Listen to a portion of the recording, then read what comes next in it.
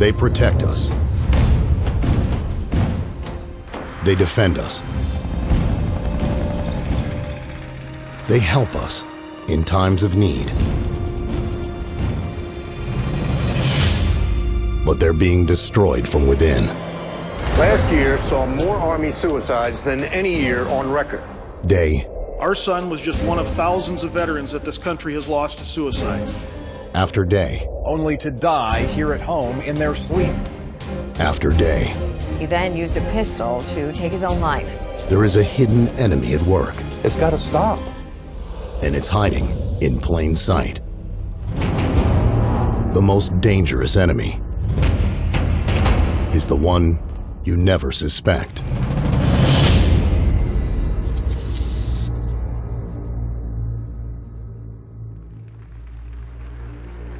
June 18th, 1940. Psychiatrist and Brigadier General J.R. Reese addressed the annual meeting of the National Council for Mental Hygiene with a strategic plan for psychiatry. We must aim to make it permeate every educational activity in our national life. Public life, politics, and industry should all of them be within our sphere of influence. But to reach their objectives, psychiatrists needed the perfect proving ground. One with an unlimited budget that could keep on growing. It's all about money. Billions of dollars. It's our tax money. A proving ground with an endless supply of human resources. More people than any other organization in America. These troops are the guinea pigs. They're being experimented on. A proving ground where every order is obeyed, no questions asked. They have to obey those orders. You don't have an option. I'm legally obligated. And a proving ground where any collateral damage would be labeled classified. This story has been censored every step of the way. Brigadier General Reese knew where to look. The Army and the other fighting services form rather unique experimental groups, since they are complete communities. And it is possible to arrange experiments in a way that would be very difficult in civilian life. It was a shrewd tactic, especially when sold under the guise of help. And now his soldier was sick, and unless we do something for him, he may remain sick for an indefinite period of time. Gentlemen, you are not requested to treat these patients. You are directed to do so. Psychiatrists had come a long way. Only 20 years earlier, they were almost unheard of in military life. It wasn't until World War I that they came out of the asylums and sort of worked their way into the military. And it was a very slow, very gradual insertion. Slow and gradual, because psychiatrists were simply not trusted, and for good reason. Their treatments were never known to be scientific. In fact, many of their experimental procedures would later be labeled torture. One of the first uses of psychiatric treatment actually goes back to World War I, when it was used on German soldiers who were deserting and trying to leave the front because of the horrors of the trench warfare on the Western Front. This treatment was dubbed Kaufman cure after its inventor, but few would have called it therapeutic. The traumatized soldier was hooked up to an electric current, which was ratcheted up until he couldn't take it any longer. During this, the practitioner laid in hypnotic suggestions. Diese Kaufmann-Therapie wurde von den Psychiatern als Heiltherapie angewandt und eingeführt. Für die Soldaten war das alles andere als Heilung, weil es ja ein Schmerz war, der ihnen zugefügt wurde an den Gliedmaßen. Und so war wohl der wahre Grund, warum die Soldaten dann wieder an die Front gingen, nämlich, dass sie diese Schmerzen nicht mehr aushalten konnten und lieber sich in Kampfeinsatz wagten, als in der Klinik dauernd Schmerzen zu ertragen. But the pain these soldiers suffered didn't prevent psychiatrists from continuing their experimentation into World War II. And just as before, it was not designed to help their patients overcome the trauma of war. Zum einen war man von Seiten der Wehrmedizin im Zweiten Weltkrieg bestrebt, den Patienten noch schneller, als dies im Ersten Weltkrieg gelungen war, wieder an die Front zurückzuschicken. Das war der erste und sozusagen das entscheidende Ziel, das die Kriegspsychiatrie im Zweiten Weltkrieg hatte. All around the world, psychiatrists used the war as an opportunity to try some very risky treatments on soldiers who had very little to say in the matter. They were electroshocking some, putting others into a deep coma, and filling yet more with powerful, mind-altering drugs. As they infiltrated further and further, they became involved in military recruitment, training, discipline, morale. They were even making opinions about the selection of officers. Then Poole is an odd sort of man. In civilian life, he was very badly adjusted. In the personal sense, that is, he just couldn't mix, couldn't make friends. By 1943, psychiatry had penetrated so deeply into the American military, the Navy's top psychiatrist bragged, "Psychiatry now has a place in every step of the Navy man's career, from his induction to his eventual separation from the service." It is because of the military that psychiatrists, they became important. You know, they're wearing a uniform now, and they've got the epaulets, and, you know, they've got some power because of the military. The military gave them that. The United States Chief Military Psychiatrist, Brigadier General William Menninger, even wrote a manual listing all the mental problems he thought soldiers could have. But there were no blood tests, no x-rays, nothing observed under a microscope, just opinions. Scientific evidence? No, sir. But this only helped psychiatry. After all, Menninger's Army Manual provided a veneer of legitimacy, something they could use to diagnose and treat even more service members. The Army Manual was so widely used, it became the foundation for psychiatry's Bible, the Diagnostic and Statistical Manual of Mental Disorders, the DSM. Because of the influence of people like Menninger, by the middle of World War II, militaries around the world were buying into psychiatrists' claims that they were the mental health experts. And because of that, psychiatrists were free to try out drugs on a lot more soldiers. The drugs of choice are the barbiturates. You will note that in combat exhaustion, massive doses of these drugs are needed in therapy. During the Second World War, both Americans and Germans experimented with stimulants because everybody thought, well, this is great, you know, it helps you focus, it keeps you awake. One such drug was Pervitin, which was given to German soldiers to lower inhibitions and increase aggressiveness. Man kann sagen, dass dieser Feldzug durchaus Pervitin getränkt war, was die Wehrmachtssoldaten betrifft. Die Wehrmachtssoldaten waren für ihre Gegner unfassbar fit, sie waren unfassbar wach, sie hielten sehr, sehr lange durch, sie waren furchtlos, sie waren aggressiv und wirkten vor allem auf die Gegner wie aufgezogen. Et il a fallu à peu près 18 mois pour que les accidents apparaissent en nombre considérable, c'est-à-dire des jeunes soldats qui brutalement se conduisaient comme des bêtes féroces, tiraient sur tout ce qui bougeait, sur les civils et sur leurs propres compatriotes. Et les accidents, les imprudences au pilotage d'avions, au pilotage de chars ont été tels que l'armée allemande a interdit l'utilisation de ces drogues à partir du milieu de l'année 42 ou 43. Et l'armée anglaise a vécu la même expérience. Stimulants were also used by the Japanese. They gave its fighters instant courage, but at a price.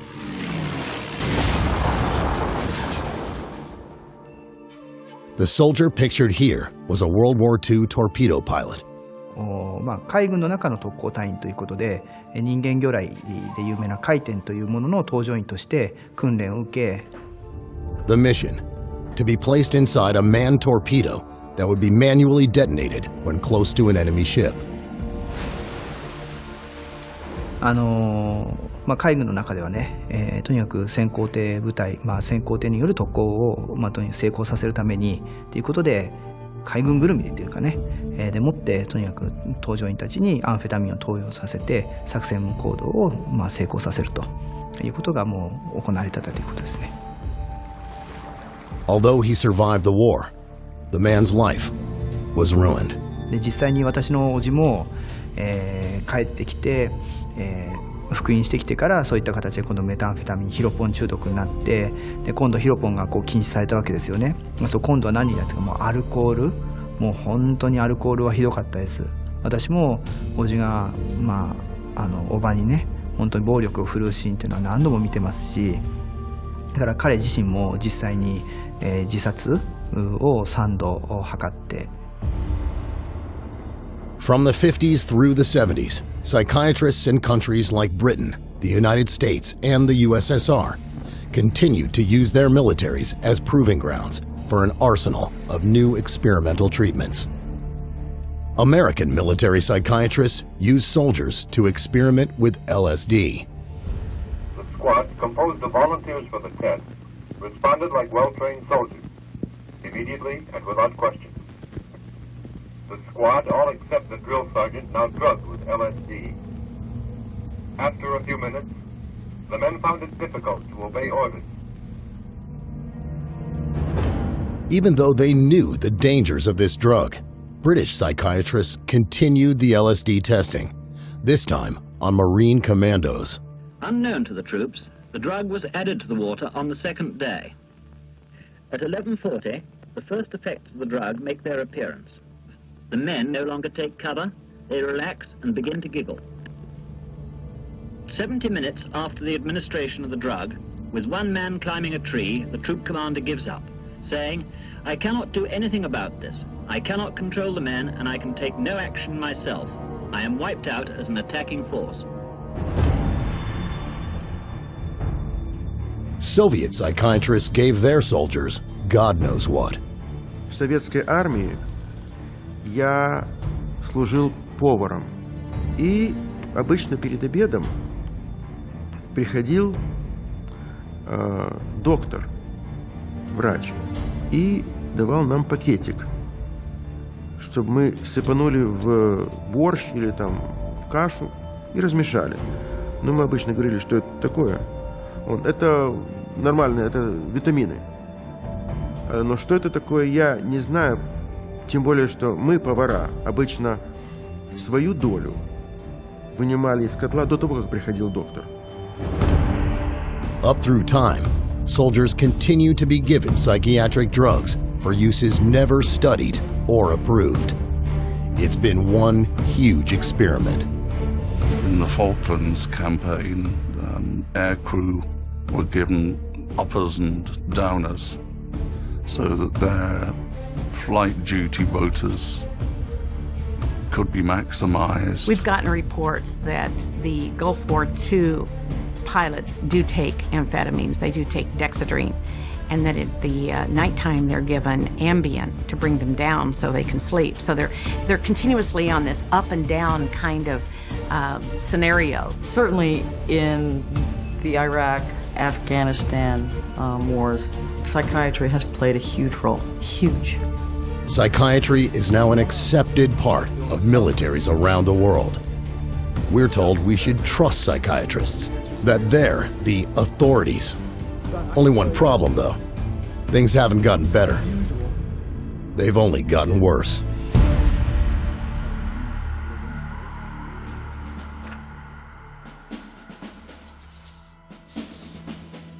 I spent almost 26 years on active duty in the Marine Corps.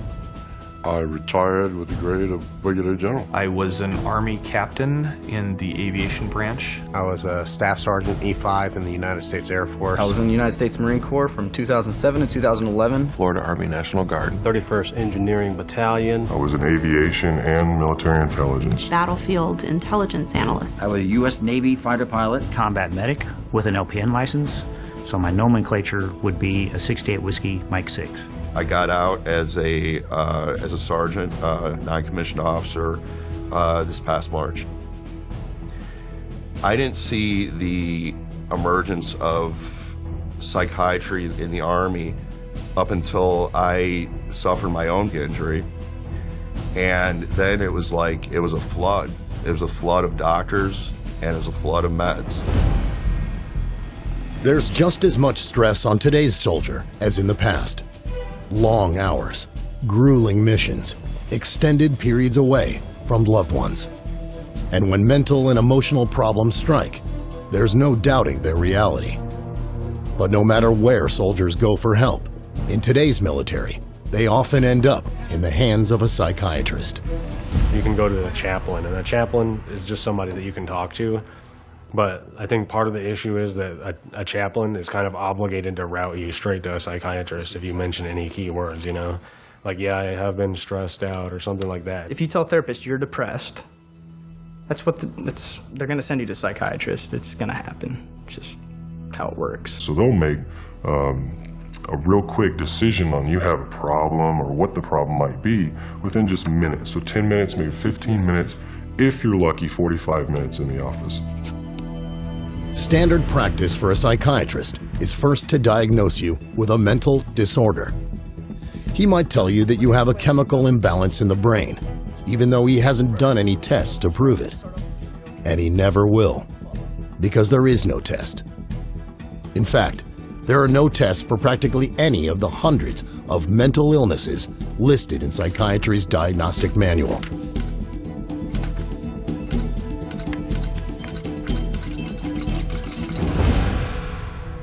Psychiatry, especially, has no objective means of making any diagnosis. In general medicine, at least you have x-rays and blood tests to go on, and so that's the big dilemma faced by psychiatry. They have zero ability to diagnose, so they have zero ability to treat. No physical abnormality has ever been found. So there is no physical abnormality to demonstrate by an MRI, a CT, an EEG. It's another fraud, pure and simple. It's another fraud. So, psychiatrists are diagnosing you with brain diseases, physical things wrong with your brain that they can't even prove exist. There were no medical tests of any kind. There were no blood tests. Nothing that I could tell that was scientific in any way or medical in any way. Somebody suggests that you have a disorder, a disease or something, there should be some sort of objective test. It's not unreasonable to ask for it. It's not unreasonable to insist on it. But you won't get one from psychiatrists, only their opinions. And they won't be shy about giving those. There are troops that are seeing psychiatrists who are automatically, before they even open up their mouth, being diagnosed just because of the way how they look. The psychiatrist told me that I would never amount to anything in the military again because of the emotional trauma I experienced and my current, at the time, my depression levels, my stress, my anxiety. I was never going to accomplish anything in the military. I would never be a good soldier again. And the only viable option that the military saw was to discharge me. When a psychiatrist says your life is not worth anything because it's been all some sort of psychosis or some sort of trauma event, or you've got this disease or that, or some brain chemical or whatever, a soldier's life turns into nothing. Every year, thousands of men and women in uniform are diagnosed with a mental illness, sometimes even 2 or 3. This has gotten so out of control that the U.S. Pentagon now spends $2 billion a year on mental health alone. And the Veterans Administration's mental health budget has gone ballistic, shooting up from less than $3 billion in 2007 to nearly $7 billion in 2014. That's a lot of money to spend on a profession that can't even find evidence for its brain diseases under a microscope. Not that this matters to psychiatrists. The diagnosis is only a first step, actually an excuse, to get you onto some very dangerous treatments.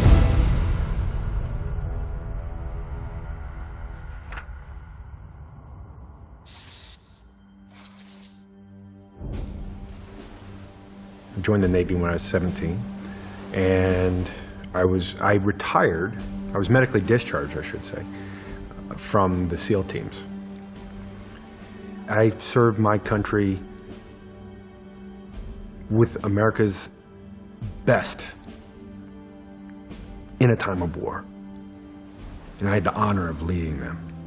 But I did lose, you know, my swim buddy, which is the guy you go through SEAL training with. And that gave me a survivor's guilt that I can't begin to describe. And, you know, I make it through combat in multiple firefights and nothing. I got blown up by an IED, it broke my neck, you know, and I didn't know it at the time. But I lived with that for like 5 years, make it through all of that. And I come back and they almost kill me with pills. The almost inevitable result of a psychiatric diagnosis is a prescription for a psychiatric drug.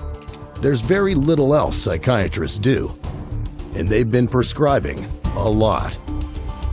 From 2005 to 2011, the U.S. Department of Defense increased its prescriptions of psychiatric drugs by nearly 7 times. That's over 30 times faster than civilians.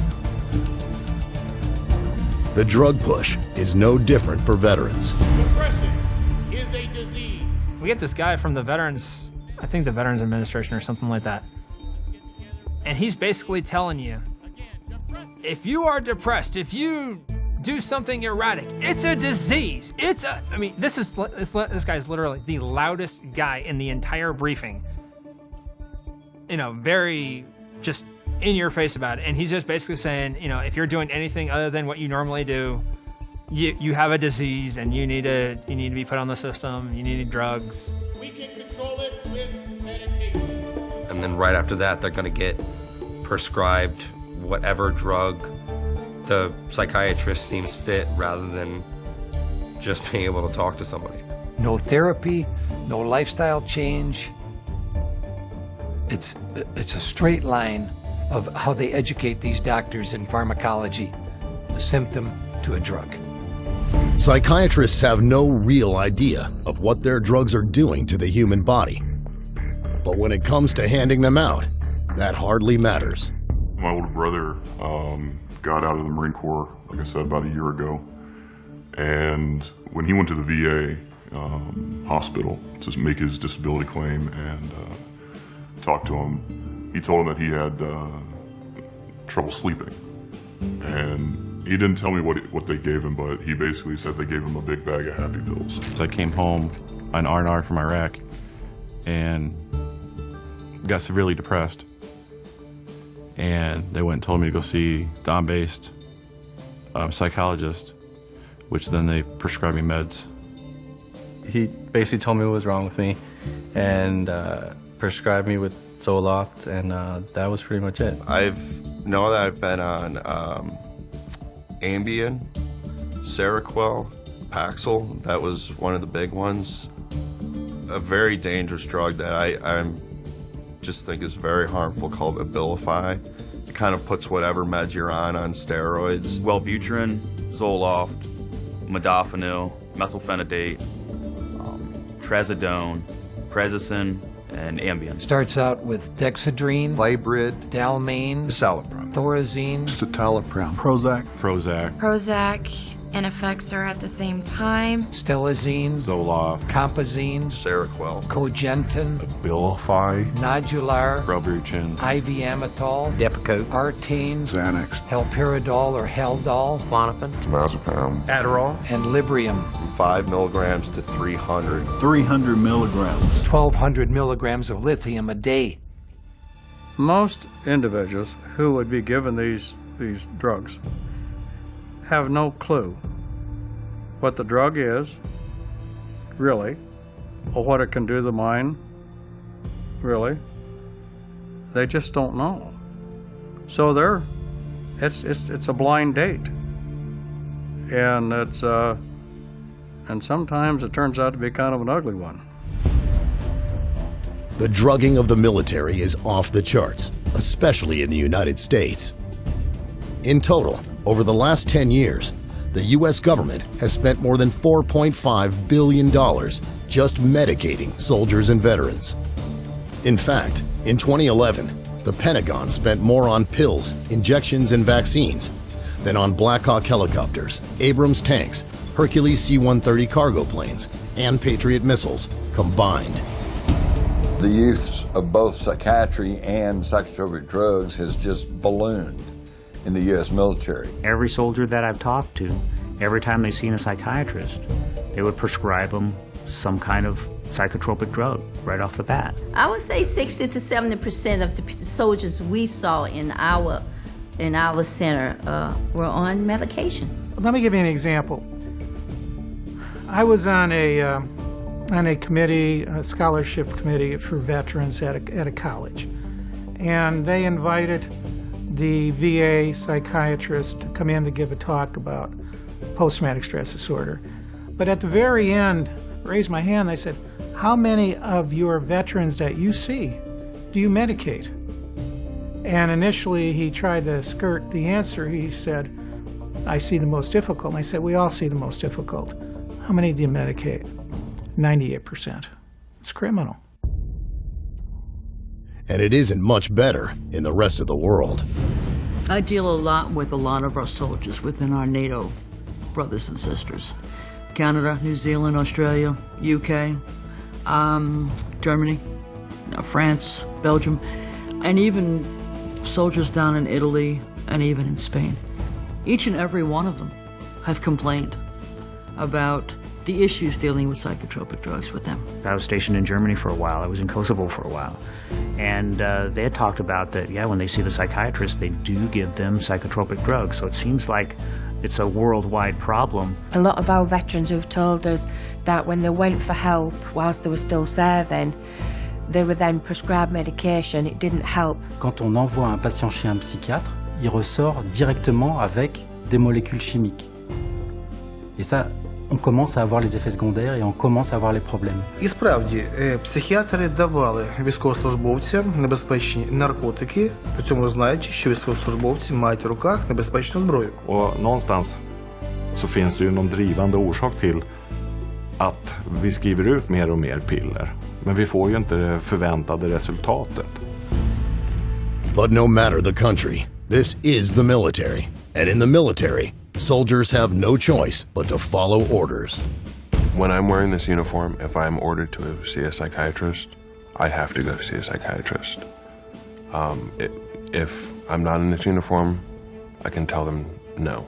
The suggestion to go see the psychiatrist came across as a heavy recommendation. It wasn't a direct order, but it was, this is something you should go do. It's something that needs to be handled. You should go do this. And then there's the pressure put on you to take the drugs. I actually asked my commander that.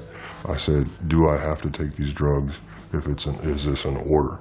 And they all just stared at me, wouldn't give me a no or a yes, implied that I'm supposed to take this. If I would have refused, I probably would have lost my rank or lost opportunities in the military because I wasn't taking care of the property of the military, which was my body. Most of the troops that I talked with did not want to take the psychiatric drugs, did not want them, did not need them, and rebelled at having to take them.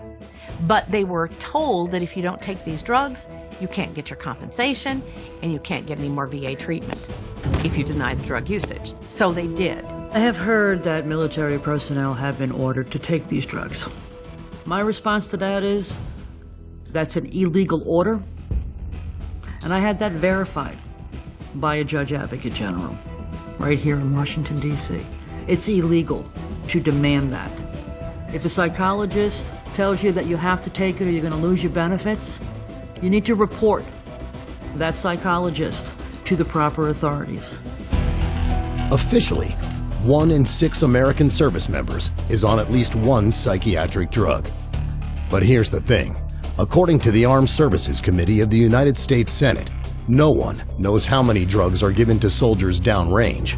There's no paper trail, no prescriptions. They're just handed out.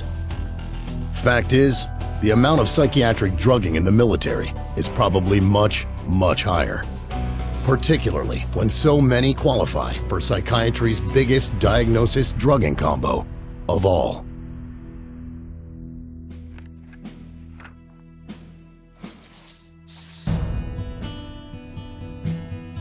I was in the Army, and when I got out, I was corporal. And then I went back as a contractor for the Department of the Army. My original purpose was definitely get involved, serve my country, and then pursue it from that point forward. I personally had been deployed to Iraq for just about a year, and having gone back to Europe, I was having trouble sleeping, and having some issues just adjusting back to this, different lifestyle after having been shot at, nearly blown to pieces, so many times, to this, now I can just go down the road and get a pizza.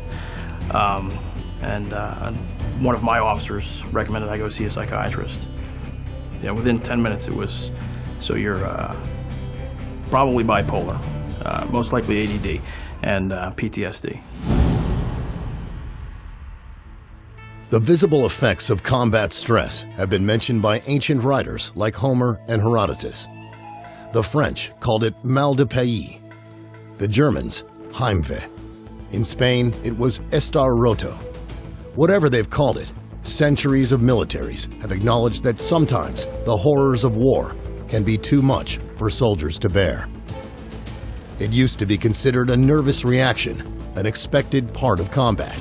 But psychiatrists today label it a brain dysfunction, which began life in 1980 as post-traumatic stress disorder, PTSD. This war isn't any different than any other than guys coming back with shell shock, battle fatigue or combat fatigue. And now they're calling it post-traumatic stress disorder.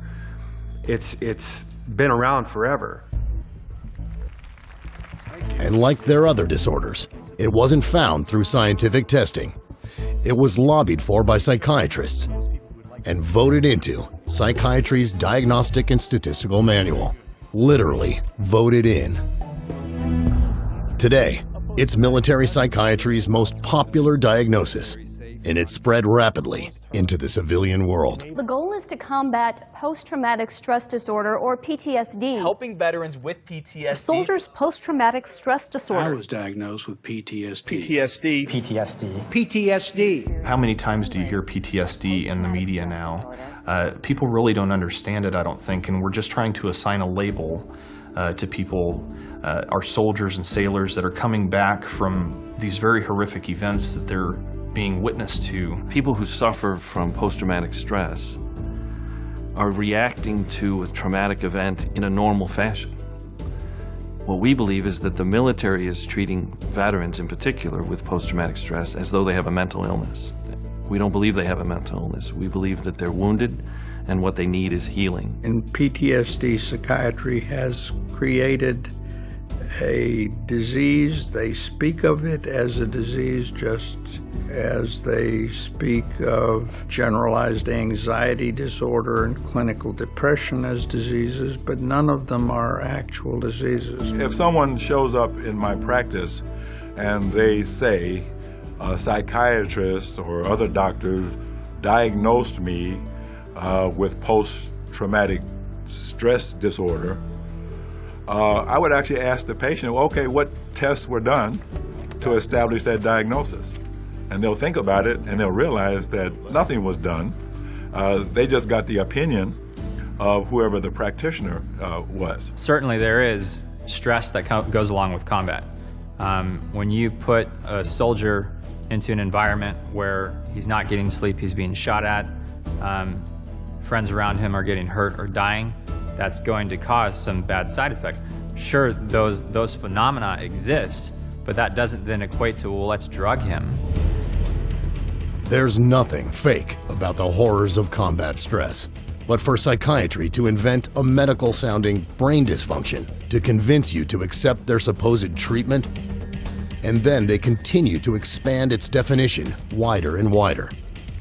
What qualifies for PTSD has recently been downgraded, but they have directives that come out that say, well, now we're going to suggest that everybody who's, been in a war zone could possibly, maybe. And so with that, anybody qualifies. What I saw with the new privates coming in is they were just out of basic training and they were given psych drugs for PTSD, for being in basic training for 9 weeks. I was diagnosed with PTSD because I came back and I was a little jittery. And it's just, I guess they said that I had PTSD from that when it was just, I was still kind of trying to assimilate back into the scene of not being in combat, of not being over. The determination that I had PTSD was almost made before I even walked into the office. They told me that it was clear that I had post-traumatic stress disorder and that I needed medication to fix it. Nearly every soldier in my company was diagnosed with PTSD. Nearly every soldier. There are 175 different symptom combinations a psychiatrist can use to diagnose you with PTSD. No surprise then that 37% of recent war veterans are being treated for it. Once labeled, 80% will be given psychiatric drugs. And of those vets drugged, 89% are put on antidepressants and 34% powerful antipsychotics. Even after one of the world's top PTSD psychiatrists did a study admitting that antipsychotics don't work. Just because a medication can be widely prescribed doesn't mean necessarily that it's really helpful overall for the symptoms of post-traumatic stress disorder. If psychiatrists bother to do standard medical testing, there's a chance they might find something physically wrong. Something that they would label PTSD, but is actual physical damage that can be verified with a brain scan. It's called traumatic brain injury, or TBI, and it's estimated that 320,000 soldiers have suffered from it. Traumatic brain injury is an injury to the brain itself, either caused by a concussive blast or a closed head wound.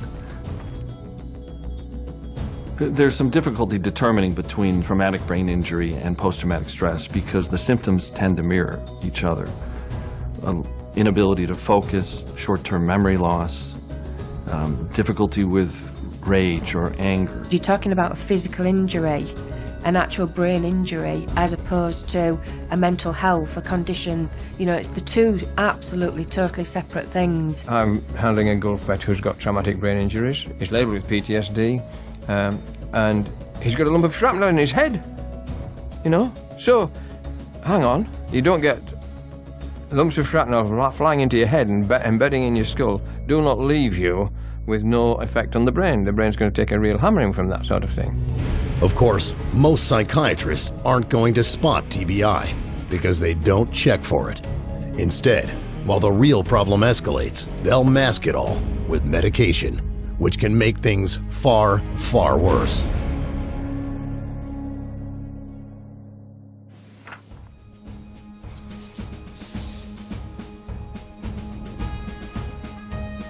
I think my main goal why I joined the military was, the first thing is to get money for college.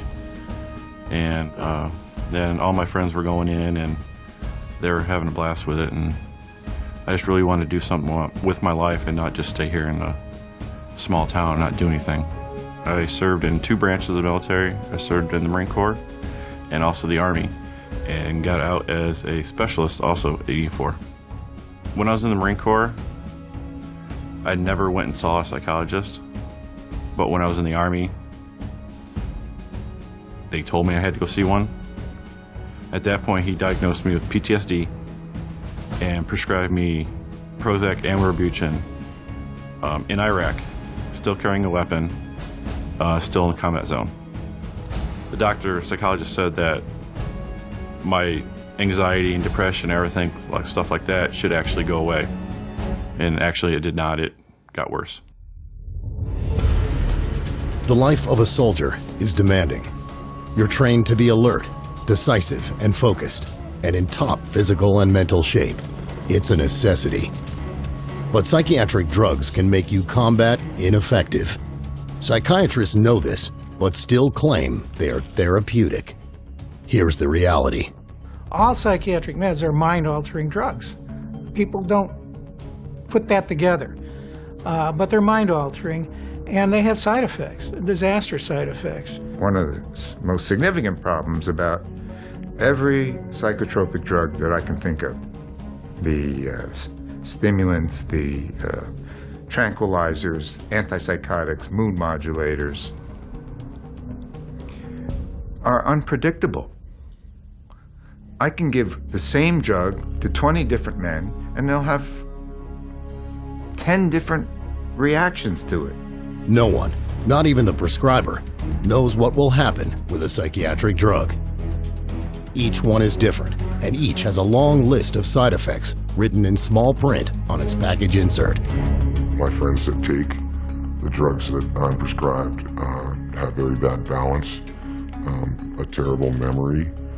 They have difficult talking clearly, speaking clearly to each other. Their reaction times are very slow, and they have a hard time concentrating. It pretty much just erased all feelings that I had.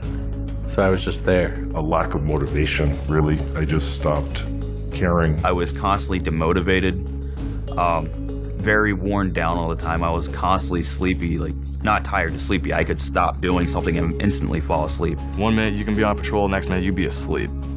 That's what those pills do to you. They make you tired. I would get headaches, but it's not like a normal headache. It would be like sharp pains just zapping through my head. My anxiety level was through the roof. I had heart problems. I put on 20 to 25 kilos of extra weight. I probably gained 40 pounds over the course of that period of time. I was up to almost 300 pounds. I was in metabolic syndrome. My body my adrenal system had completely shut down. My muscles had seemingly turned to water, and I could not lose weight for anything. I can't ever think of anybody who's ever said, I feel better. This has helped me. I can't honestly think of anybody who's ever said that to me. And I've seen and talked to a lot of veterans in my time. These are supposed to be the finest, most elite soldiers, physical combat machines, and they're being given something that's harming them, that's destroying not only their body physically, but also their minds mentally. Psychiatrists will tell you that the benefits of their drugs exceed the risks. This is garbage and scientifically untrue. There have been large studies proving that psychiatric drugs like antidepressants work no better than a dummy sugar pill. But some of the drug's side effects are not just harmful, they're deadly.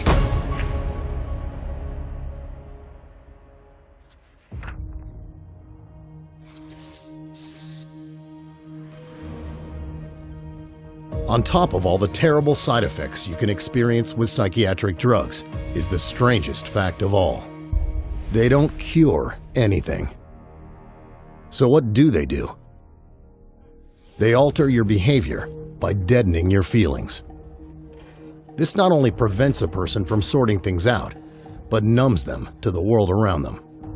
There's even a name for it: depersonalization. I've had patients who've been given very large doses of psychoactive drugs over a period of about a year, and basically destroyed their sense of self. They don't care almost about anything. You could go up to someone and start yelling at them, and if they're on the large enough cocktail, they won't do anything. They become almost drones. So they're literally lobotomizing our soldiers with these drugs. I'm sorry. I'm just being very direct and honest with my experience of over 200 injured warriors. It's almost like being in a mental hospital with lobotomized patients. I'm sorry. It's just awful. And the depersonalization gets really dangerous when the drug creates another common side effect. If someone is numbed like that, they're less likely to be concerned about the consequences of their behavior and might resort then to impulsive actions, violent actions. Some of the effects of the drugs that we're aware of, that the veterans we've dealt with have come across, have been things like more anxiety, more anger. They're having all these fits of anger, aggression, they're getting in fights with their significant other. And of course what this has led to is just a really horrendous number of domestic shootings, domestic beatings, child, wife abuse. The numbers back it up. Since 2006, violent sex crimes and domestic abuse in the military have increased more than 30%, and child abuse is up 43%, all while the psychiatric drugging of our troops has been going out the roof. And then there are the cases where a soldier under the influence of psychiatric drugs loses it all. This one particular morning, the soldier was in our unit, and most of the soldiers in our unit are on some type of medication. And she was waiting for the soldier. And when she walked in, he was locking and loading his weapon. And she asked him, "What are you doing?" And he looked at her, he said, "I don't know." And she said, "You were locking and loading," which means he's putting his ammo in his weapon. And she asked him, then she said, "What were you gonna do?" He said, "I don't know if I was just gonna shoot myself or shoot up everybody in this building, and then myself." And we were there. May 11th, 2009. Sergeant John Russell opens fire in an Army combat stress clinic in Baghdad. He kills 2 officers and 3 enlisteds. The day before, his psychiatrist had prescribed him antidepressants. March 11th, 2012. In a remote village in Afghanistan, Staff Sergeant Robert Bales murders 16. 9 were children.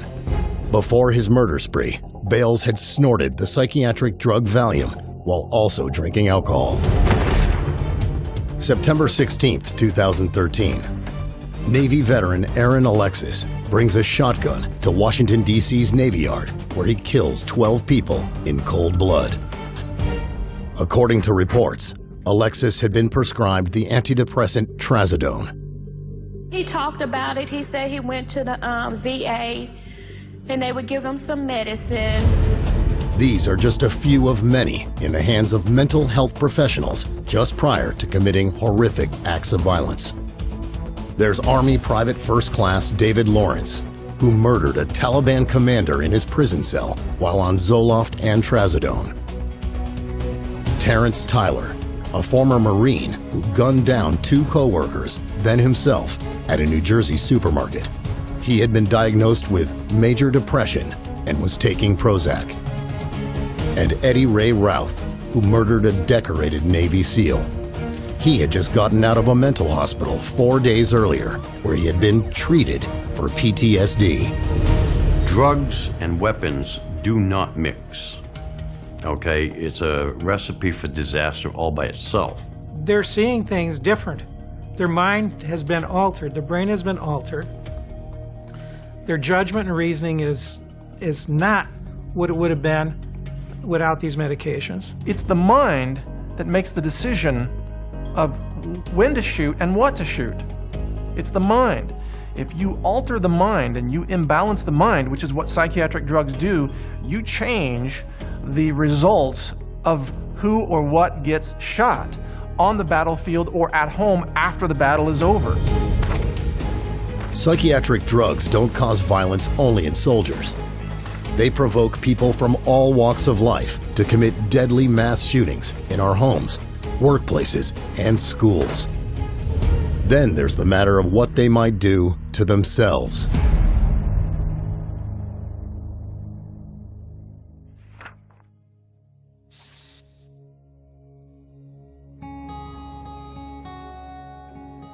Ever since I was a little kid, I always loved the military. I loved the Army, and I think I always knew that I wanted to, join. I just said, I wanted to go and experience it, and just to serve my country.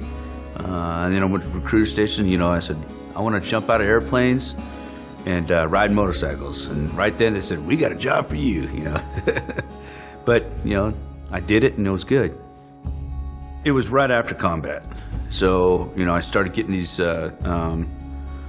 dreams and flashbacks and all that stuff, and then, you know, kind of like big anxiety and all that stuff. And I went to my doc, and they said, yeah, we got to get you some meds, you know, and they gave me them, and, you know, that was it. You first start taking it, you feel great. Whoa. And then it just like, it's like, you get immune to it, and then, oh, let's take a higher dose. Let's take a higher dose. In my experience, I didn't see anything helping at all. I felt like it was making everything worse. I gained like, how many, like 40 pounds taking the meds. We looked it up, and that one med, I don't remember what it was called, but it said it acted like you had like 1,500 calories every pill you took, and I had to take it 3 times a day. If he missed a dose, then the whole family would know, the whole house would be kind of on edge because you couldn't talk to him. He would snap. You take your meds and you can just start feeling it going down, and then you're just like, bam, and you're a zombie, you know? It almost seemed like he just didn't care about life anymore. He wasn't himself. My body was breaking down, and my wife, she's all into herbs, and she's saying this isn't right. And then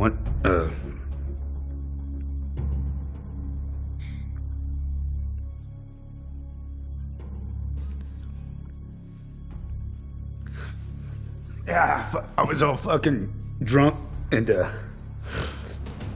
know, the meds, just taking that shit, and I just said, fuck it, I'm done. And I took my pistol and fucking put it in my mouth, and she opened up the door. I fucking took it, and I said, I was like, fucking, I said, we gotta fucking do something, you know? And this shit just didn't work, you know? And I had to literally grab the weapon away from him because it probably would have happened. That's why I said, fuck it, I'm stopping. You know, I'm stopping taking all this shit. It's killing me. You know, it's gonna kill me. It's gonna kill my wife. You know.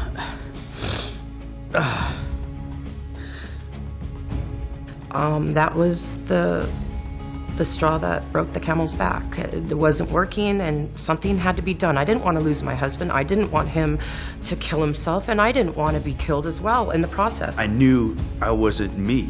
You know, it was the drug that was doing it, and I knew I had to change or I'd be dead, and that's why I changed it.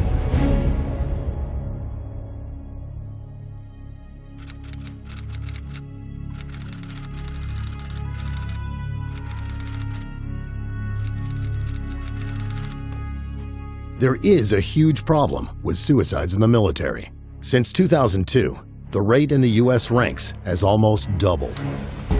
The suicide rate has really been going out the roof here lately with our military members, both while they're still in and once they return back to the States. I would move from base to base to base, and I'd be on different missions at different times.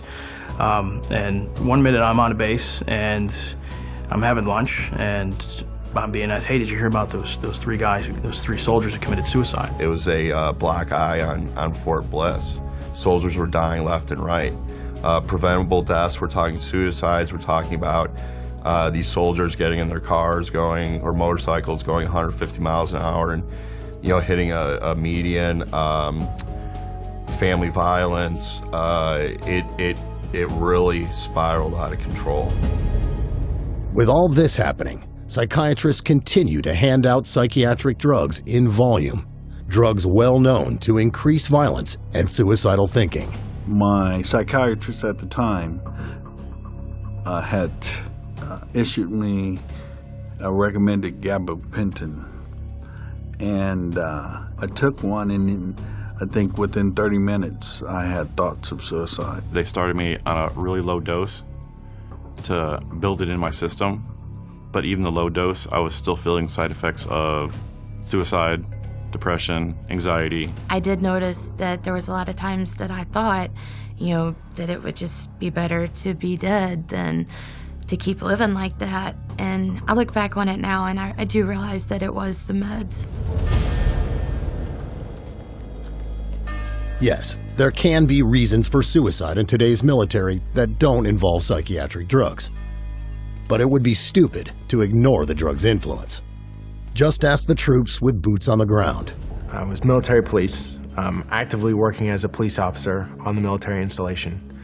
And in 1 week, I went to about 8 or 9 suicide attempts where the person either overdosed or, said that he was gonna kill himself, something like that. And 1 for 1, every single person was on psychiatric drugs. Because of my role as a criminal investigator, I didn't witness the soldiers while they were taking psychiatric drugs. All I got to see was after the suicide or after the death, and then the reports come out. We'd get called pretty often to investigate. We would have an autopsy performed and would include a toxicological exam, which would determine any drugs in the system, and usually there was some type of drug. A lot of them were taking some sort of medication for depression or anxiety. There were a lot of suicides happening in the military, overseas in theater and back in the States.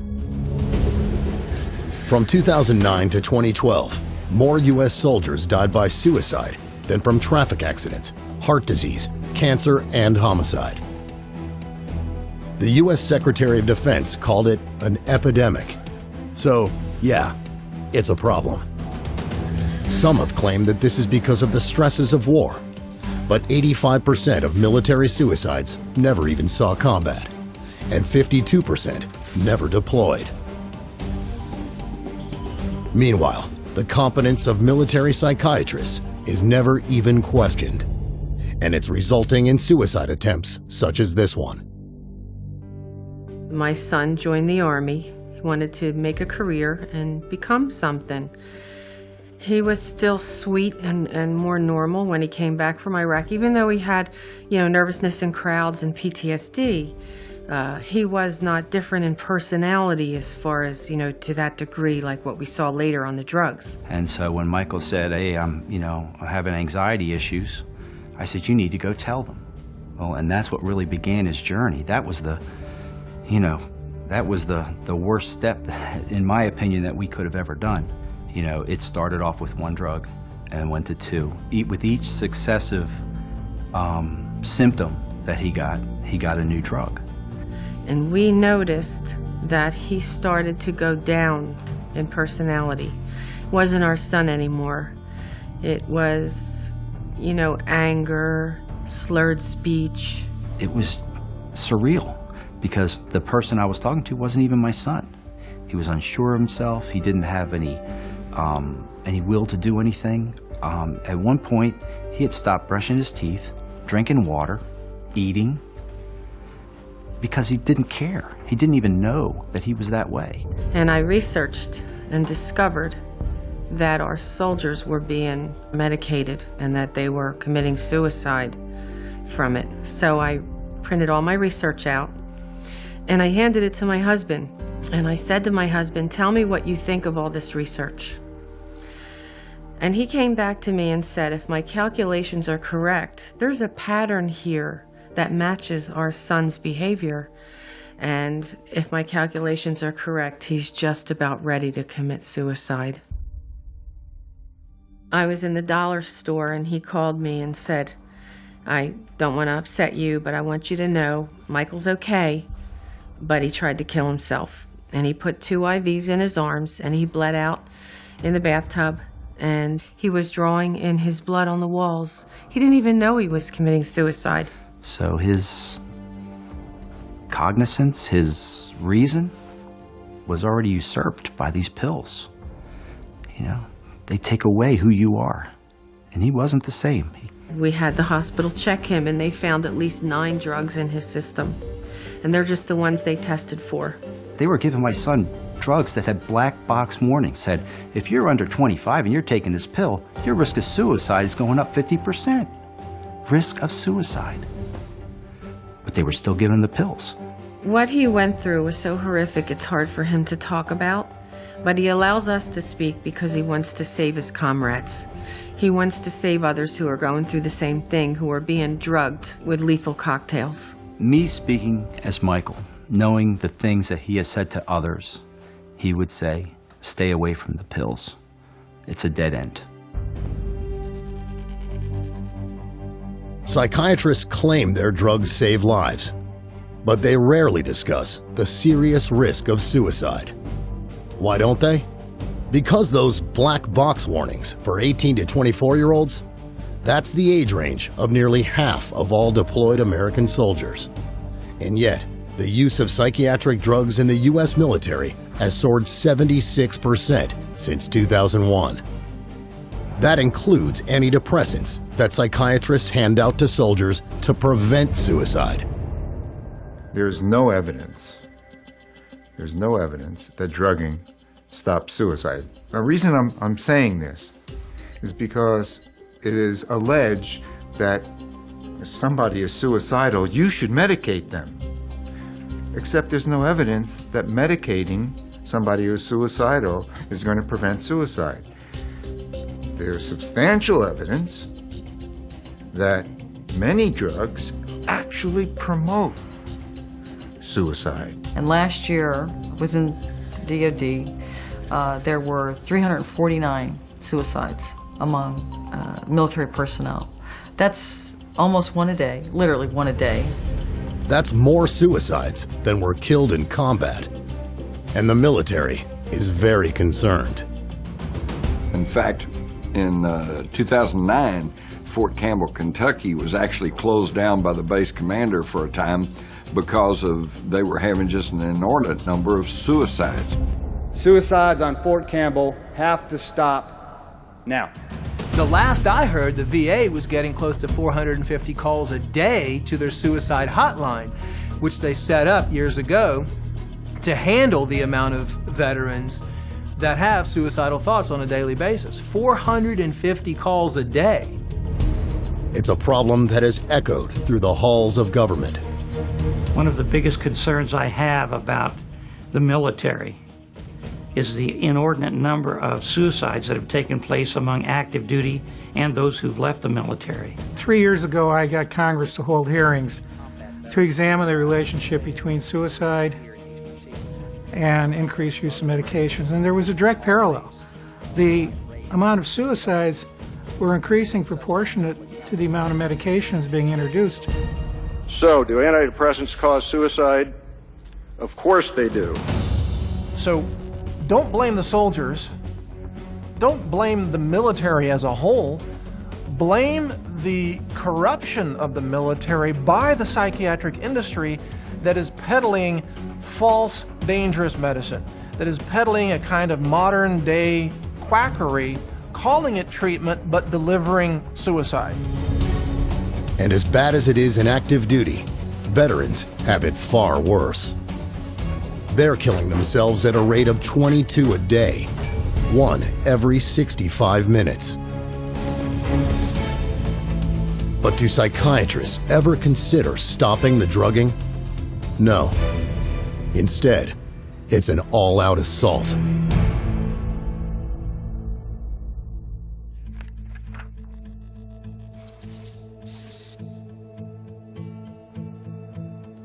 I was a very highly functioning non-commissioned officer. I was a platoon sergeant at the time. I was kind of always being groomed for that next rank. I was getting sent to the right schools, had the support of my chain of command. Things were going really good. After I witnessed this traumatic event in my last deployment in Iraq, that's when the medications really started coming. I mean, full force. And like I said before, before I knew it, I was on 9 to 12 different kind of medications. And when I was going through the separation process in the Army, I had to get some physicals and evaluations from outside people. These professionals would see my records come up on the screen and the amount of medications that I was put on throughout my time in the Army, but especially the last couple of years. and they would literally gasp. And they were shocked at the amount of drugs, the high doses of these drugs. It was like a 6-page rap sheet. With all the ways psychiatric drugs can react on your body, how do psychiatrists counteract a side effect from a drug they've given you? I can't sleep at night. The stomach pains have worsened. They don't take you off the drug. They'll either raise the dosage, which can cause more side effects, or they'll add another drug, which will add even more, then another, and another. It was clear right away that they really had no idea what anything that they were giving me was really going to do. They said, this drug may not work. You may need a different one. This one may need a higher dose. This one may need a lower dose. There was friends of mine that I saw had 2, 3, 4 pills that they had to take daily. You find soldiers that are on dozens of medications. And when I say, 7 to 9 drugs at one point, I'd say that was very average.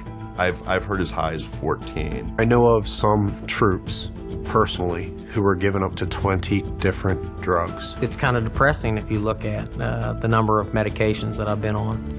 It's very thick. It makes up a large portion of my medical file with the Veterans Administration. And a lot of people were on not only psychiatric drugs, but drugs for their injuries. And the combination made them different. They weren't the same people. They're mixing amphetamines with painkillers and antidepressants and sleeping pills. I mean, even to the unlearned, that sounds insane. This practice is so common, they've even got a name for it: polypharmacy. And here's a little-known fact.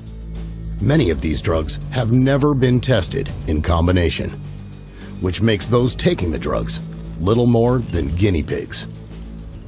The danger escalates with every increase in dose and every increase in the number of medications. I have watched my clients who have been prescribed psychotropic drugs, sometimes a cocktail, often a cocktail, sometimes a single drug, and they are grievously changed. If they were experiencing an adverse effect, how would they know which drug it was? Was it the antipsychotic? Who knows? Was it the antidepressant? Was it a combination? These guys don't know. All they know is they're supposed to take these because their doctor said they'll be better. And in fact, they only got worse. And the problem is that there's no attention to the detail of what happens to these troops that are placed on them. There's no follow-up. They're simply placed on them, given a great big huge supply of them, and they're sent out to fight. In fact, some American soldiers are routinely given up to 180 days worth of psychiatric drugs when they go to the front. No supervision, no restrictions, just take them when they want.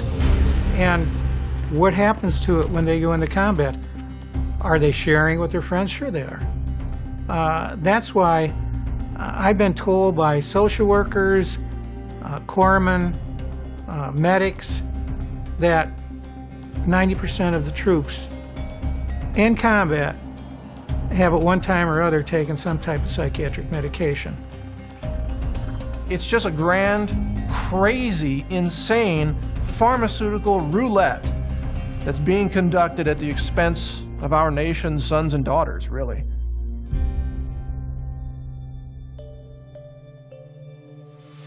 My husband never did drugs, nothing, never did anything. And I dated him 5 years before I married him. And he never did anything like that. And then when he was in Afghanistan, the psychiatrist over there started giving him the medications for depression and, of course, the pain that he was in because he had been hit. And the first time he got hit, they just started drugging him up. And the second time he was hit is when they sent him home to me. And 2 weeks after him being home, the violence was so incredible. I told him that we needed counseling or we just needed to get a divorce because I couldn't live in the abuse that I had just gone through because my husband never treated me that way. Needless to say, at that point, I didn't realize that these drugs were affecting him. At one point in time, my husband was on 21 drugs, 21 at one time. I mean, and it was craziness. This is not, I don't even know who this person is that I lived with. I've tried to get him help right from the beginning with the drugs, and they're refusing him any help. They just keep continuing to give him the drugs, and he's not getting any treatment. His physical needs are not being met, and he's continuing to deteriorate on a daily basis.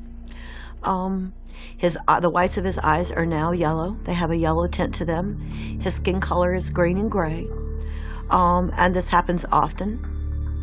And we do have the fear that we will wake up in the morning and he's going to die. Every day we live that every day. His daughter lives that every day. I live that every day. Is today the day that he's going to die? Is today the day I'm going to get the call?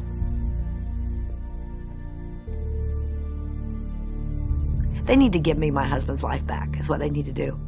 They need to take him off the drugs so that he can think. He can't think. He doesn't know.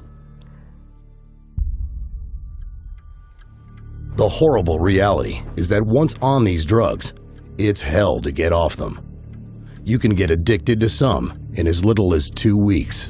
Now we have soldiers coming back from the battlefield, and they're addicted to psychotropic medications, and they have a detox reaction back in civilian life, and they begin to exhibit the side effects for which they were being pre-medicated. So they become depressed, they become suicidal. Not only is it dangerous to be on these drugs, it's also very dangerous to come off of them. In fact, in many cases, the suicides happen immediately after someone stops taking an antidepressant drug. So if you do that, make sure you do it in a way where you have medical supervision and you have a support system in place so you can get off of those drugs safely. Trying to get off psych meds by yourself, especially cold turkey, is very dangerous because of the terrible effects you may experience. I'm having anxiety, I'm perspiring, I just don't know what to do. Psychiatrists will tell you it's the return of your mental illness and that you need to get back on your drugs. That isn't true. This is withdrawal, just like with any street drug. The doctor did not tell me if I did come straight off of these that there would be a worse effect. I didn't know that. So when I did come off it, I fell harder. These are actually addictive drugs, and I didn't know how to act without them. The withdrawal process is rough. And one of the things that I experienced is all these emotions, all these feelings, all these trauma, all this sadness that wasn't being dealt with, wasn't being cared for. It was just being medicated. When I got off all those drugs, it was like a floodgate. Even though you come off those pills, there's a period of time for, I think, a long, long time that stuff is coming out of your system. And sometimes you think that life would be better if you were dead. It's shocking how many soldiers are returning home addicted to psychiatric drugs. A U.S. Army investigation discovered that as many as 35% of warrior transition units have a prescription drug problem. And very often, the addiction is not temporary, but for a lifetime. But it can get even worse than that, because sometimes these drugs can turn deadly, striking quickly and without any warning.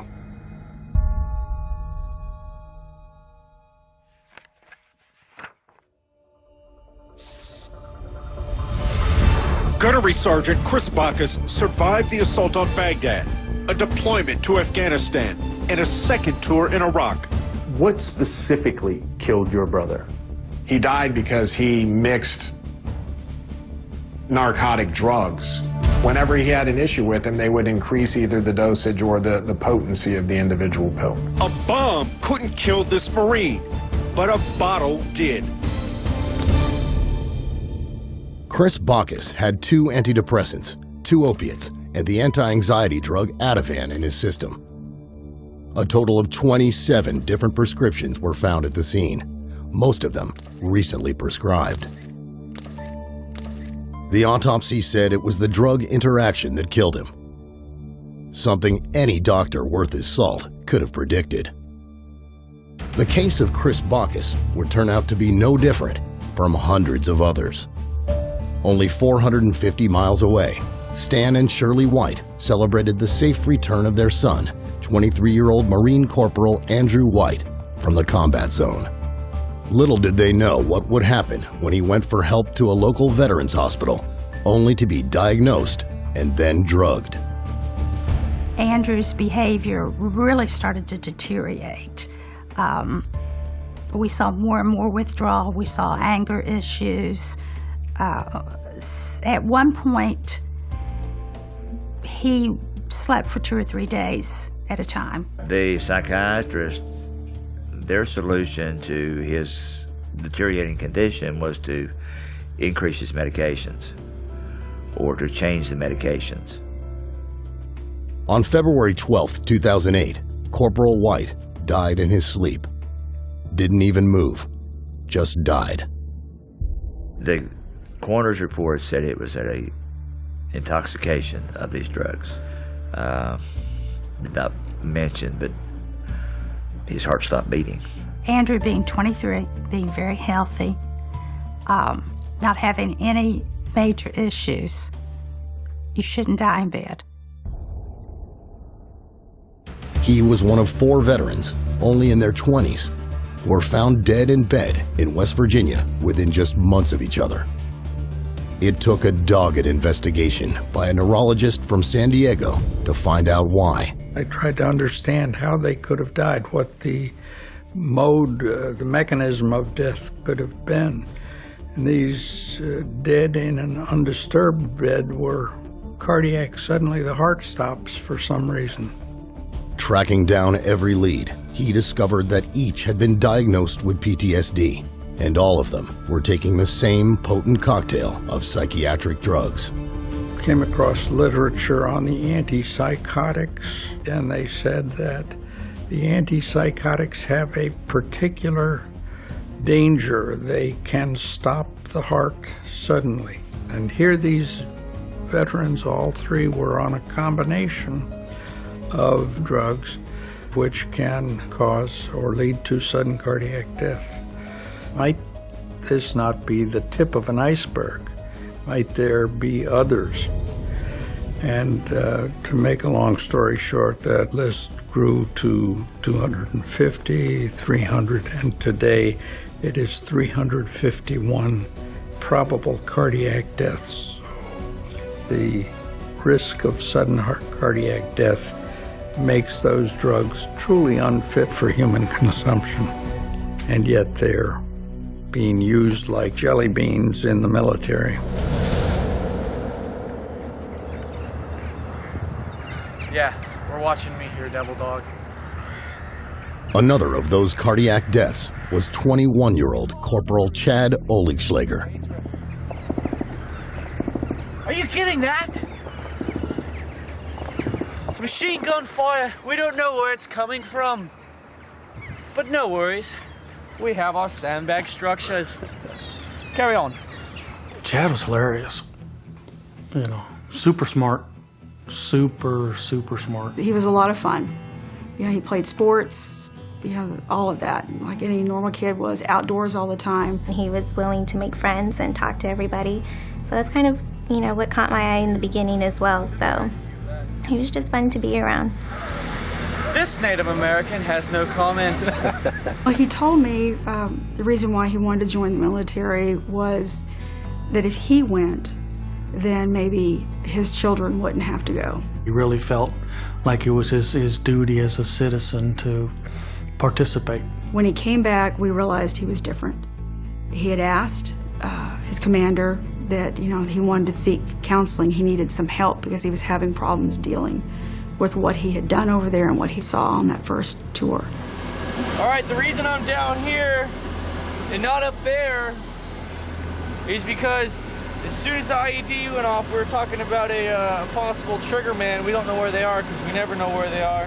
Just all kind of saw like, okay, they're gonna give you some medication. You're gonna, you know, see a psychiatrist for a little bit, talk it out, things will get better. We were so naive. When he was on the drugs, he seemed like he was just doped up, all the time. He was disoriented. It literally turned him into a walking zombie.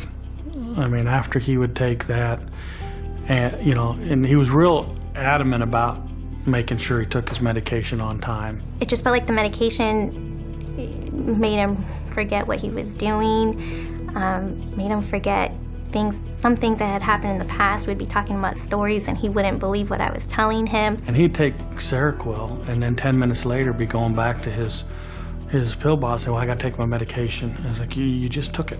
He wasn't in control, I felt like, in the end. He just really didn't know what he was doing. He wasn't going to work when he was supposed to. He said he would just sleep in his room. We're gonna pause for a second due to malfunctions and technical difficulties. I got the knock on the door at 11 o'clock at night. But when I heard the knock on the door, I knew what it was. They had found Chad. And my thought was, okay, great, where is he? Where's his little shit? You know, I hadn't heard from him. And he said that he was at the barracks. I said, okay, is something wrong? Can I go see him? And he said that they found him in his room, that he was dead on the floor. They didn't know how long he'd been there, that he was already gone, and I couldn't see him. I couldn't even get on base. All I could think of was that he was alone in that room by himself, that he was supposed to be safe. It was harder for us because we always expected, if he's in the military, he's in the Marines, we kind of expected that if he were to die, he was going to die when he was out on deployment. You know, he was going to die, you know, killed in action, something. We didn't expect him to come home and die. I had a doctor at Texas A&M University read the autopsy and then said that the levels of the meds in there were not excessive. They were in line with what was prescribed. Nothing was out of range of dosage, but they looked at it and they said, how come he's taking, 7 of them? It's a lot. And the doctor looked right at me and said, they killed him. I blame the psychiatrists and I blame the doctors for prescribing those pills. Those are the ones that never checked up on him and let him walk out with all the other pills, didn't take any of the pills away, just kept giving him more pills. And they're the ones. Good morning, and hoorah. Psychiatrists call these deaths accidental overdoses. But let's face it, this borders on negligent homicide. And as our soldiers succumb, one by one, to prescribed levels of these lethal cocktails, you have to wonder if psychiatrists even care to find out why. It's bad enough that troops are dying, but this drug taking ripples far beyond the victim. It can also affect the lives of those they love most.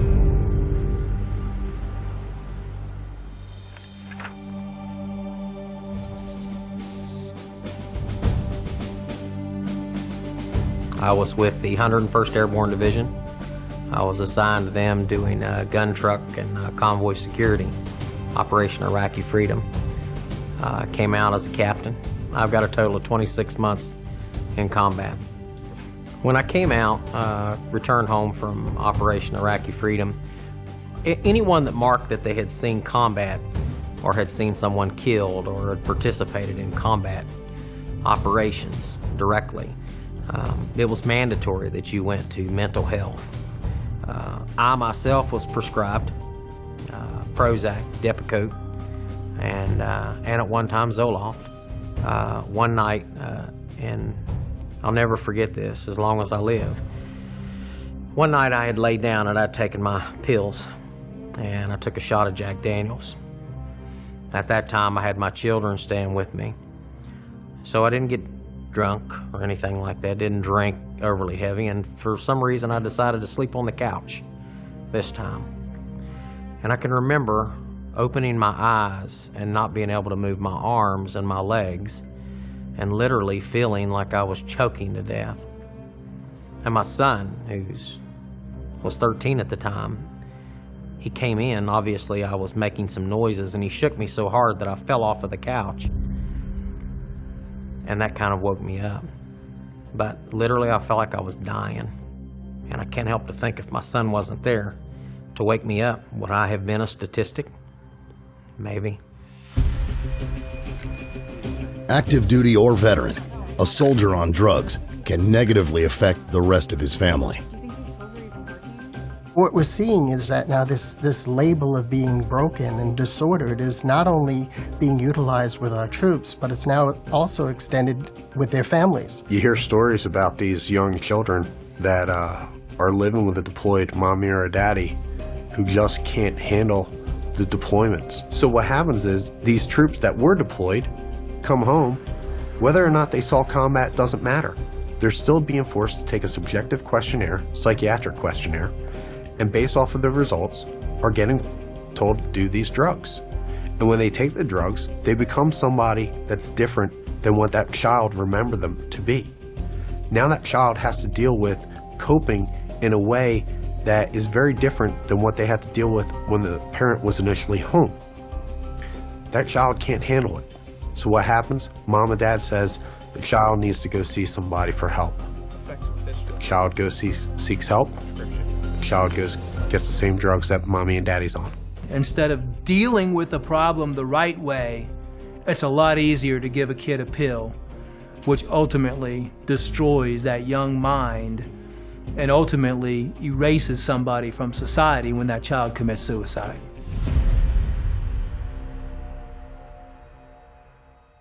My youngest son, Daniel, was a very funny, a little prankster with lots of friends in the neighborhood.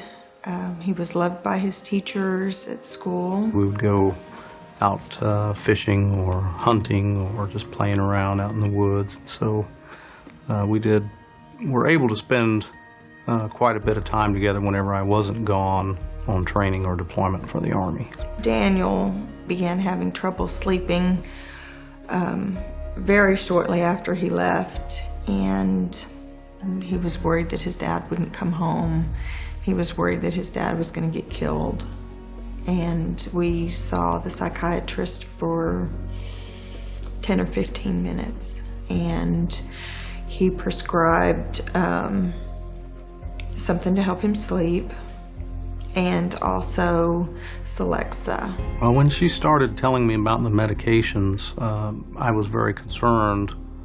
Overall, it seemed to me that, the situation was continuing to progress and he was just getting worse. My husband came home from Iraq 3 months early because of my concerns.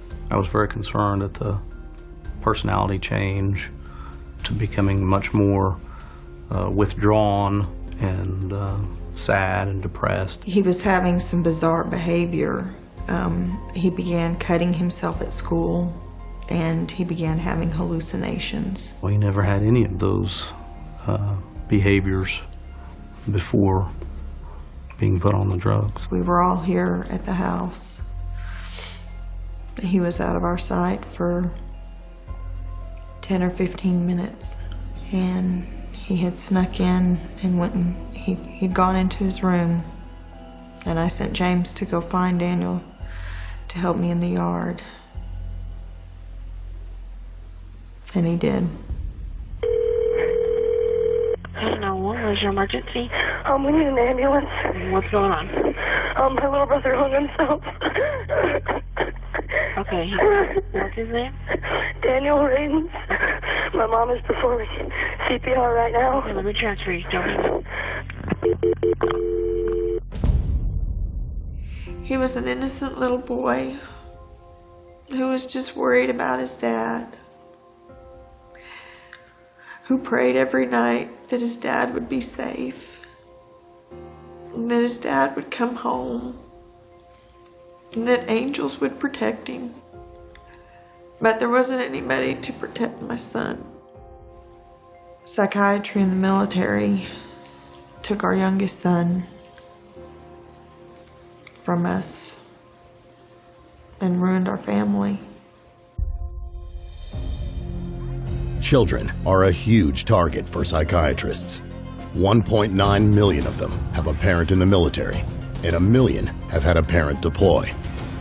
And when you're a little kid worried about mommy or daddy, that makes you fair game.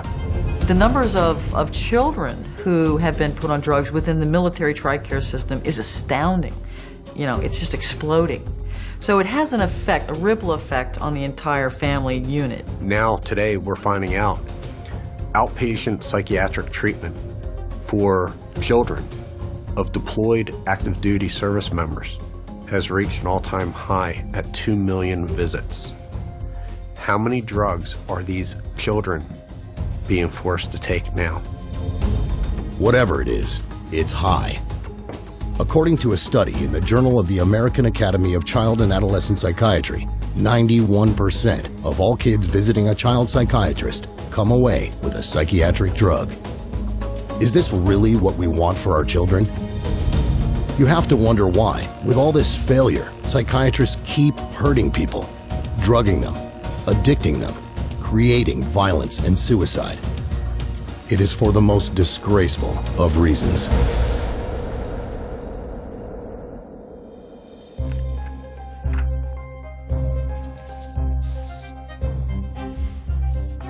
Psychiatrists say that disorders like PTSD can't be cured. Instead, they claim they need to be managed with drugs for the rest of your life. It's bad medicine, but great for the bank account. Once you label somebody and you start medicating them, over the life of that person, it's going to cost the government about $1.5 million to provide these medications and treatment. There's a lot of money to be made here. There's a lot of money to be made by the companies that are producing these drugs. Profit is the only conceivable motive for all of these psychiatric drugs in the military. Taxpayers are footing the bill for this travesty of medicine. These psychiatric drugs that promote suicides, you're paying for them. So why do psychiatrists hand out drugs at such record levels? Because drugging people is a lot easier than actually helping them. And because of this explosion of psychiatric drugging, psychiatry has developed a very close relationship with drug companies. And they'll tell you all about it.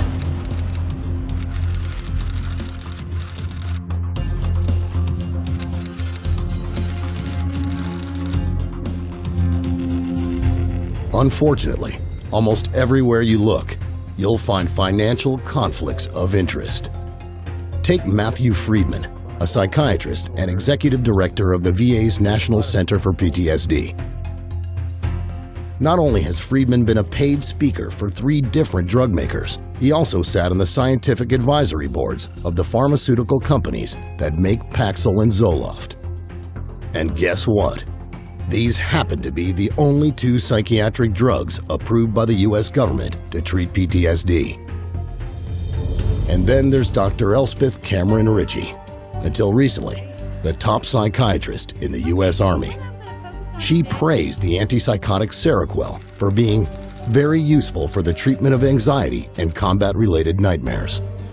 Not only is Seroquel totally unapproved for that purpose, it's linked to sudden cardiac death. Soldiers call it Serokill. On the street, it's baby heroin. That same year, Ritchie starred in a webcast partially bankrolled by Seroquel's maker, in which she continued to push the use of psychiatric drugs on the battlefield. Of course, I'm a psychiatrist, so I tend to think of psychiatric medications, and we treat soldiers with medications, with cognitive behavioral therapy, and other sophisticated treatments on the battlefield. Finally, their psychiatrist and former Brigadier General Stephen Xenakis. When he was in the Army, he pushed hard for frequent psychiatric screening of soldiers. The more, the better. Today, the Army screens its soldiers as many as 5 separate times, including a mandatory psychiatric screening when returning home from deployment, and a follow-up 6 months later. And these screenings are loaded with conflicts of interest. The development of one questionnaire, recommended by the Army Surgeon General, was funded by Pfizer, the maker of the antidepressant Zoloft. Another screening program for service members and their families is administered by a group given millions of dollars from 8 different drug companies. But Xenakis wants his own piece of the pie. He stands to make millions as CEO of a corporation selling a brain scanning device he plans to use to diagnose PTSD. Bottom line, with psychiatry, it's all about money, certainly not about help. And yet, without reforming this broken and ineffective system, the United States Department of Veterans Affairs recently hired 1,600 more mental health workers just to handle the problems the profession itself worsened. If all we're doing when we get more mental health professionals is more of the same thing, but then it's a fool's errand. And for the soldier who joined out of duty and served with honor, it all boils down to one word: betrayal. One of the things I have the benefit of, really, is getting thousands of emails a week, whether it's from veterans or other people suffering from pharmaceutical damage. It's specifically veterans these days. We see an increase. We see people calling out and saying they feel betrayed. They are very proud to serve, fight for their countries, protect, the people back home, their loved ones. And I think all they ask for is to come home and be treated fairly, given answers and looked after. And they're not looked after. They're told, it's all in your head, it's mental, take the tablets, it'll cure, go away, and that's it.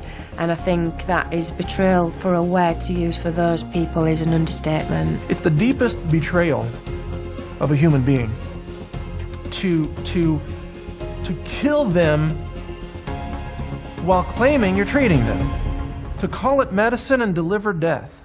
And it's all so needless, because there is hope, and it doesn't involve psychiatric treatment.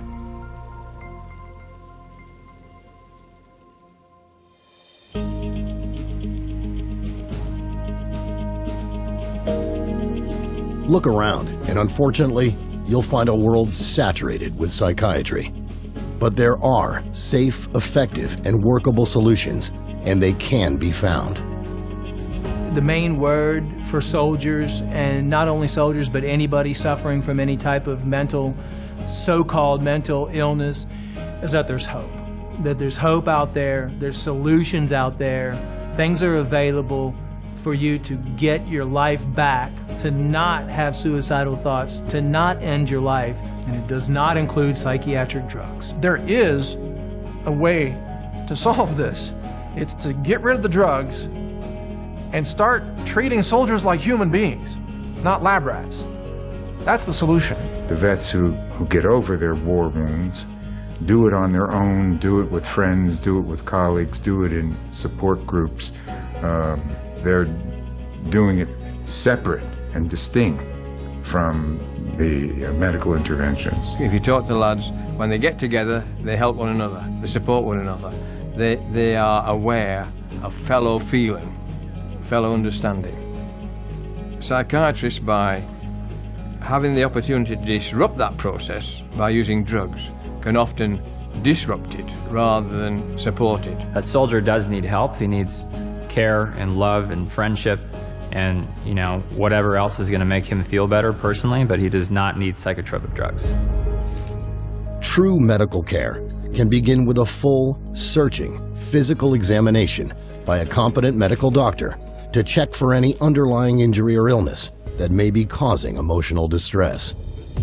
Every symptom should be investigated for physical origins, because if you don't do that, almost certainly someone who has a real physical symptom is being labeled as having a psychiatric symptom, which is false. By making sure that we clear up any physical issues, we begin to make the soldier, the veteran, feel better.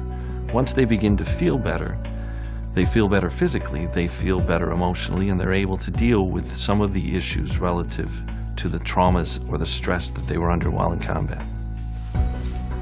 If you're on psychiatric drugs and want to get off, make sure it's under the supervision of a competent medical practitioner.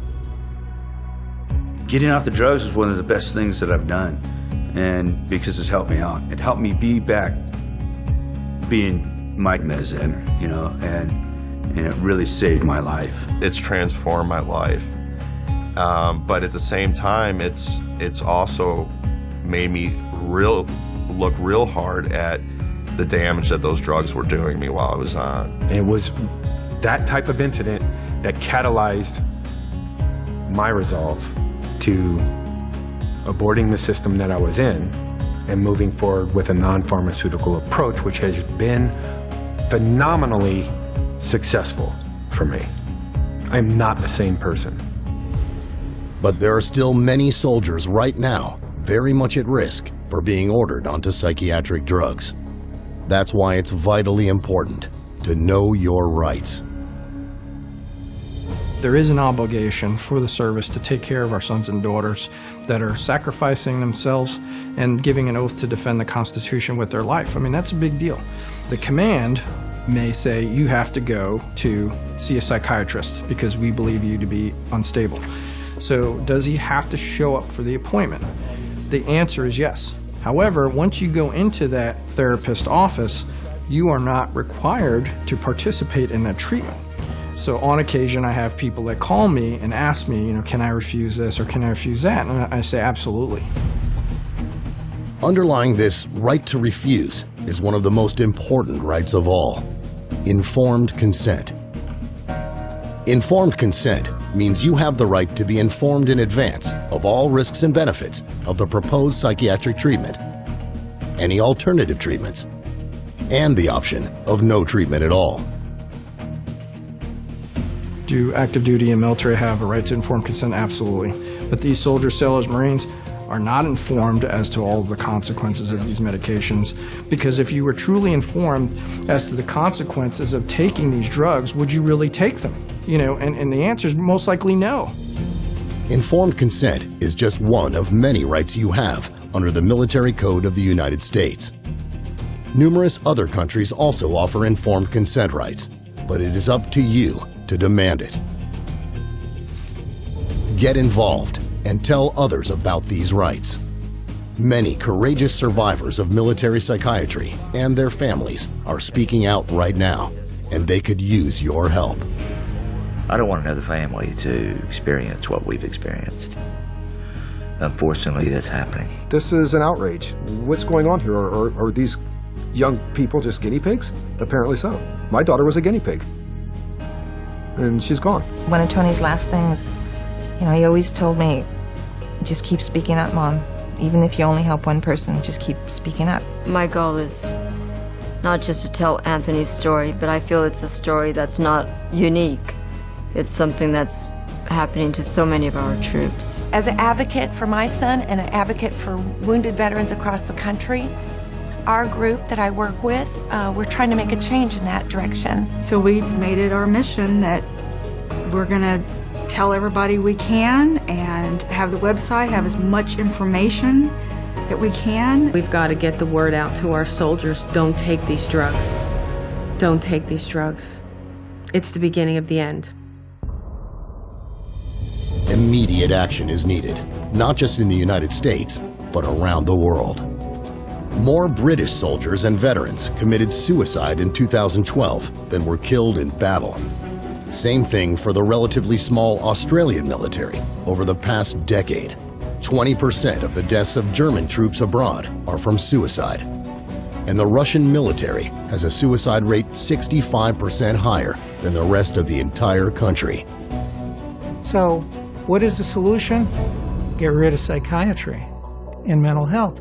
Don't leave them in charge. Mental health will not improve until psychiatrists are no longer in charge of it. I truly believe that they are destroying our military. The battlefield is safer than psychiatry. Do you understand that? Statistically, you are less likely to be shot by an enemy than to be killed by a pharmaceutical drug. That's the truth about psychiatry. And yet, psychiatry's reach today goes well beyond the military. It is just as J.R. Reese planned. Psychiatric treatment tested out and advanced within the military, spilling out into every nook and cranny of civilian life. Psychiatry is currently an international $330 billion a year industry. It promised help. It delivers pain, damage, and death. The hidden enemy has now been revealed. What happens next is up to all of us.